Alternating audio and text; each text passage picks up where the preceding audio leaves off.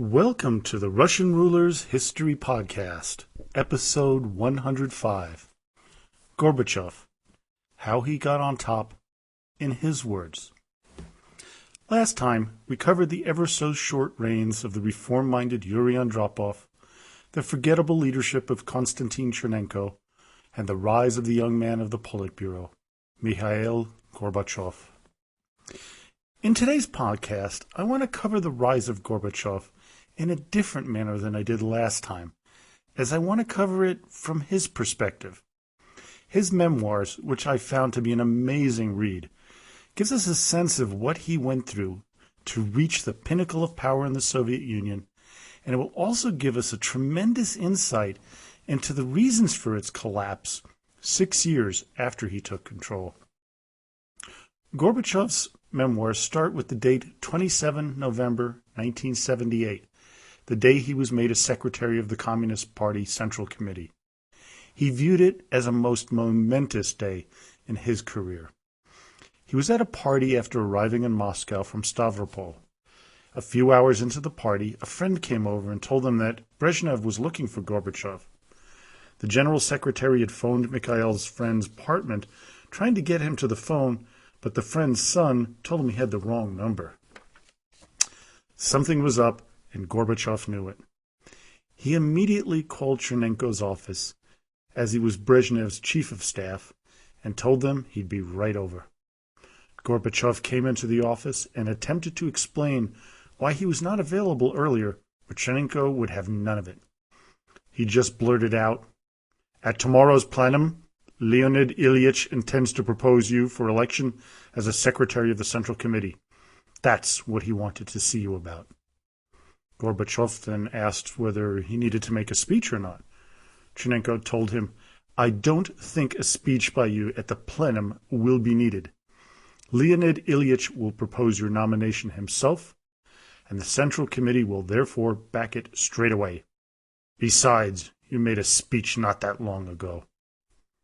At this point, Gorbachev ponders on the question of why they chose him to join the Central Committee, as the leadership was aging, and Gorbachev was a relatively young man at 47, and was known to have strong opinions, something not considered politically healthy at the time. The reason he gives is that Brezhnev felt that due to his successes in the agricultural field, he was competent and that his plans were consistent with Brezhnev's, as Leonid Ilyich was consolidating his power as well as creating his cult of personality. When Kulakov, Gorbachev's mentor, died in July of 1978, Brezhnev needed someone who he believed would be loyal to him, and that would be Mikhail Sergeyevich. The aging of the Politburo was an important issue and was something that Gorbachev was particularly aware of, as he recalled a conversation he had with Yuri Andropov as far back as 1975.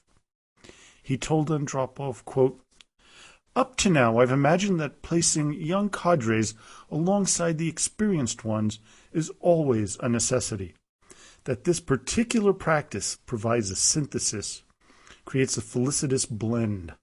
The older colleagues put you on guard against recklessness, while the younger ones watch out for stagnation and conservatism." Andropov dismissed the comment, but seemingly never forgot it. He knew that one of the jokes going around was, quote, "How will the 27th Party Congress be opened? The delegates will be asked to stand while the members of the Politburo are carried in." The problem was Andropov was one of the old members of the Politburo. In another conversation with Andropov, Gorbachev discovers how things operated in the 1970s version of the Soviet Union. Andropov told him the following, "Mikhail, I would like to outline the picture somewhat to you. You see, unity is now the most important thing, and its nerve center is Brezhnev. Remember that. Among the leadership, there have been in the past, how should I say it? For example, people like Shelest or Shelepin, or Podgorny for that matter. They pulled in different directions. Well, we don't have that anymore. and we have to reinforce this achievement. Into this situation, Gorbachev had to keep true to himself and to keep his belief that certain parts of the system had to be reformed. He also had to do all of that very carefully, as any deviation from the Brezhnev way would mean expulsion from the Central Committee and an end to his ascent up the ladder. Fortunately for him, he knew that Andropov had his back and would give him the advice he needed to stay safe. From here, Gorbachev begins to recount the story of his family and how they arrived in the Stavropol region of Russia due to forced migrations, and this is during the Tsar's time. His mother's side came from Chernigov, and his father's side from the Voronezh province around the time shortly after the reign of Catherine the Great. His great-grandfather settled the family in a town called Privlanoy. The area was filled with relatives, all of whom had the surname Gorbachev. They actually called it Gorbachev land. There were so many Gorbachevs in that region. And one of the most interesting parts of Gorbachev's memoirs is when he talks about his homeland, the Krai known as Stavropol. He talks about how diverse the population was, which, while 83% ethnic Russians, it also contained Karachais, Circassians, Abkhazians, Nogais, Ossetians, Greeks, Armenians, and Turkmen. Gorbachev believed that this diversity, quote, taught tolerance and consideration and respect toward others. He also recounted the terrible effect the Russian Civil War had on the people of his Krai. The official position was that the war was between the bourgeoisie and the landowners on one side and the workers and peasants on the other.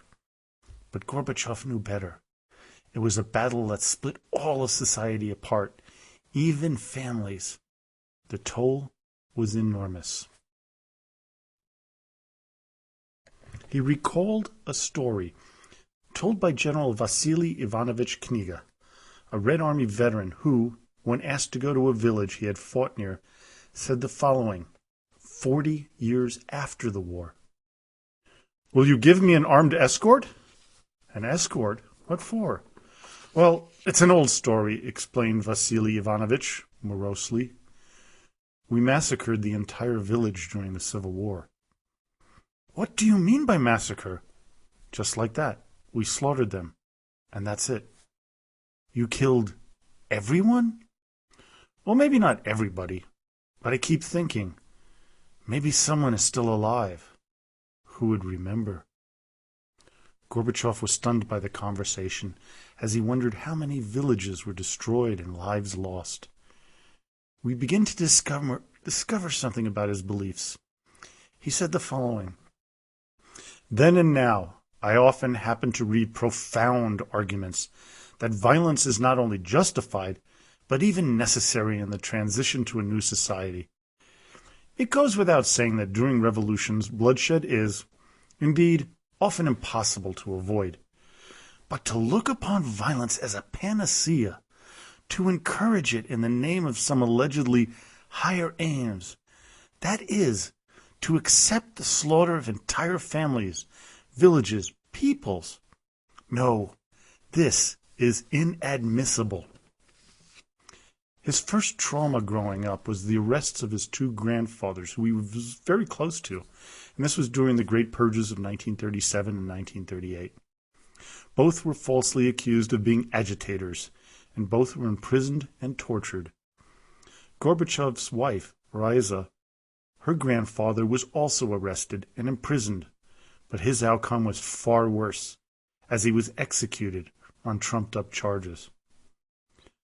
Gorbachev could only get himself to look into these charges in August of 1991 and saw how false the cases were. Having his grandfathers being accused as being enemies of the state was traumatic. As he puts it, "All of this was a great shock to me and has remained engraved in my memory ever since." The next traumatic event that shaped who he became was, of course, the Great Patriotic War, also known as World War II. His first impression was how all the men in the village disappeared, including his father.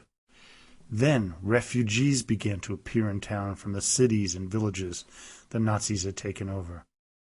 Then he remembered what came next, the incredibly cold and snowy winter, and how it started so early on October 8th. Little communication about how the war was going came through into town, as the snows made it impossible for news to get through. As he remembered it, because of all the work in the fields he had to do, work his father would have done, he changed from a child into an adult. Gorbachev puts it thus, and we, the wartime children, skipped from childhood directly into adulthood. Then the occupation of his area by the Germans began, with all of the stress and fear that came with it. But Gorbachev remembers the courage of his grandmother and mother in the face of arrest and questioning. The great fear was of mass executions that were coming. He mentioned that there was a rumor that all the villagers would be shot on January 26, 1943. But luckily for him and his family, the Red Army liberated the area just 5 days before the massacre was to occur. One incident that hit him hard in early 1943, after the snows had melted and he and a number of children headed out to roam the countryside in search of trophies, as he put it. Gorbachev came upon a scene that he describes thusly, which I must warn you, is quite graphic.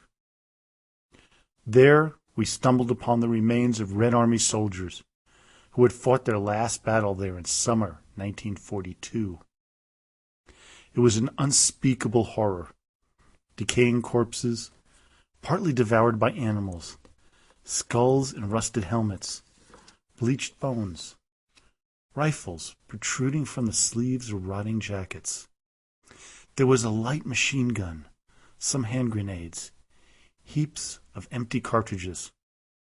There they lay, and the gaping eye sockets. We came home in a state of shock. As he continued to say, I was 14 when the war ended. Our generation is the generation of wartime children. It has burned us, leaving its mark on both our characters and our view of the world.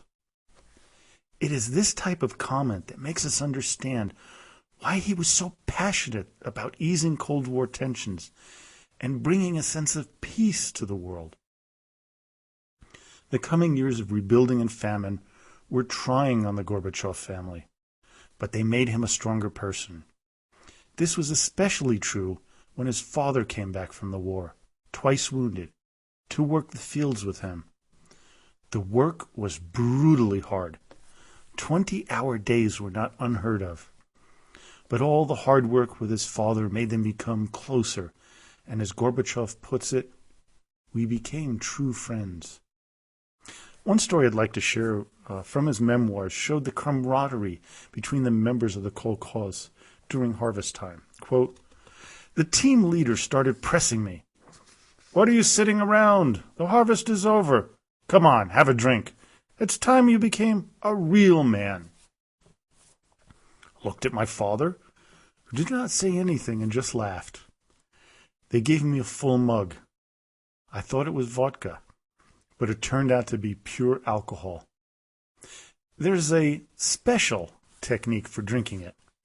First you exhale and down the alcohol at once, washing it down immediately with cold water without catching your breath. I simply downed it. The state I was in. The mechanics were laughing their heads off. My father, most of all. But the lesson served me well. Indeed, after that experience, I have never felt the pleasure in drinking vodka or spirits. The others agreed on the spot to avenge me and played a practical joke on the team leader, the one behind the prank. They filled a mug with alcohol, and instead of water to wash it down, they gave him another mug of alcohol. The team leader exhaled, downed one mug, then the other. Everyone screamed with laughter. He just grunted. He was a tough character. In fact, they were all good friends. They helped each other in their hard life, and they knew how to work. Despite all the hard work, there was rarely enough food to go around. People were starving after the war, especially 1946. Famine once again set in. But in 1948, things improved greatly. Gorbachev proudly told of the crop he and his father brought in. It was so large that his father won the Order of Lenin, and he won the Order of the Red Banner of Labor when he was just 17. He goes on to recall the hardships of the times after the war. As Gorbachev puts it, quote, "Life was hard for my country. In fact, it was not life, rather a struggle to survive. In wartime, people knew that they had to save their motherland, and they believed that after the war and after victory, a decent life would be ahead of us. But nothing changed after the war, especially during the post-war years. There was nothing but hard labor again, and the belief that once Reconstruction was complete, we would finally be able to lead a normal life. Hope inspired the most laborious, humiliating work, instilling it with a meaning and helping us to endure all hardships." In 1950, Gorbachev made the decision to enter Moscow State University, and in particular, the law school. The fact that he was already a candidate member of the Communist Party helped get him accepted. The first weeks of his time in Moscow were a bit of a shock, as the difference between his small town and Moscow was huge. Still, he managed and studied hard, and it was a scary time, as it was the time of the last of Stalin's purges and repressions. When he once questioned a professor during an exam, his grade was lowered, which cost him his personal grant. He learned that independent thought was not tolerated. And the reason it wasn't tolerated was because professors were being accused of a new Stalinist crime, rootless cosmopolitanism. Some were dismissed, some arrested, and some sent to gulags in Siberia. Education was based on Stalin's ideology, and it was not as it is today in creating minds that can be developed into critical thinkers. You didn't think. You recited. By 1952, Gorbachev became a full member of the Communist Party. But he was disturbed by events that were occurring around him, and in particular the doctor's plot, and the ensuing, quote, anti-Semitic provocations against the Jews, who were unjustly accused of treason. He was considered a bit of a dissident by some of his fellow students, although he didn't think so. He did feel that the way their society was behaving was not to his liking, though. Riza, his wife, published an excerpt of a letter he wrote to her in her book, I Hope, Reminiscences and Reflections. Mikhail Sergeyevich writes, "I am so depressed by the situation here, and I feel it especially keenly every time I receive a letter from you. It brings with it so much that is good, dear, close and understandable, and one feels all the more keenly how disgusting my surroundings are here, especially the matter of life of the local bosses. The acceptance of convention, subordination, with everything predetermined, the open impudence of officials, and the arrogance. When you look at one of the leaders, you see nothing outstanding, apart from his belly. But what aplomb, what self-assurance, and the condescending, patronizing tone. When Stalin died, he noticed a thaw take place in his last 2 years at the university. More and more, students and professors began to challenge the dogma of the Stalin era. It was under this thaw that Gorbachev began to mold his new way of thinking, critically, questioning the status quo. The next life-changing event Gorbachev describes in his memoirs is his courtship and eventual marriage to Riza Titorenko, the love of his life. After he first met her at a nightclub, he tried repeatedly to get a date with her, but she consistently turned him down. After he first laid eyes on her, he describes how, quote, "there began for me a period of torment and delight." He was madly in love with her. Months passed until, in December of 1951, she finally agreed to take a long walk with him, where they talked for hours. From that day forward, they were inseparable. She now was so in love with him that she told him that they should stop seeing each other, as she didn't know if she could handle it if something should happen to him. By 1953, they decided to get married and did so on September 25th. Then a law came to be that completely shattered Gorbachev's plans to go into law, and that was a rule that stated that young people out of law school could not be hired to work in the prosecutor's office because of the need to, quote, "fight for the restoration of socialist justice." He decided, well, if law practice is not a career possibility, then governmental work would be the way to go. Back to Stavropol, Gorbachev began to work in the Komsomol, where he was appointed as the deputy head of agitation and propaganda department. It meant that he would have to travel through the entire Stavropol Krai, spreading the party word. It was a sobering experience as he began to see how bad living conditions were for the people. Here is a description of one such episode. Quote, "The sight was indeed incredible. Down in the valley, on both sides of the river Gorkaya Balka, the village stretched out some 20 kilometers. As far as the eye could see, scattered at random, low, smoke-belching huts, blackened, dilapidated fences. Down there, in those miserable dwellings, people led some kind of life. But the streets, if you could call them streets, were deserted, as if the plague had ravaged the entire village. No contacts or ties existed between these shantytown microcosms, just the everlasting barking of the dogs. And I told myself that this was the reason why the young fled this God-forsaken village. They fled from desolation and horror, from the terror of being buried alive. On the hillside I wondered, how is it possible? How can anyone live like that? People deserve a better life. That was always on my mind." Then another earth-shattering event occurred, the 20th Communist Party Congress, where Nikita Khrushchev gave his famous secret speech condemning Joseph Stalin's reign. It was Gorbachev's job to head out to the Novo-Alexandrovsky district to explain the speech and the position of the Communist Party leaders. When he went to the secretary of the district party, N.I. Veretennikov, he was met with sympathy for his position as he said, "I'll be frank with you, the people just refuse to accept the condemnation of the personality cult." Well, the people he was referring to were the members of the party apparatus. Opinions of the speech was one of approval, one of disapproval, but the majority people, they just said, "What for? What is the point of washing one's dirty laundry in public, speaking publicly about these things and fueling unrest among the people?"